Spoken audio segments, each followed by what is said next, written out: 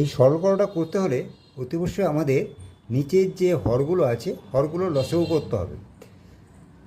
তাহলে এই হরগুলো লসাগু করলে এটা কত হচ্ছে দেখো, 3 × a × b, আর 6ac, 6ac-র হচ্ছে 2 × 3, 3 2 6 গুণিত a গুণিত c। নির্ণেয় লসাগু, নির্ণেয় লসাগু। দেখো এখানে 3 আছে, এখানেও 3 আছে, এখানে এ আছে, এখানে এ আছে, তাহলে কত হলো না 3 ইন্টু, এখানে কত হচ্ছে 2 ইন্টু 2 গুণিত এ এ গুণিত বি গুণিত বি গুণিত সি।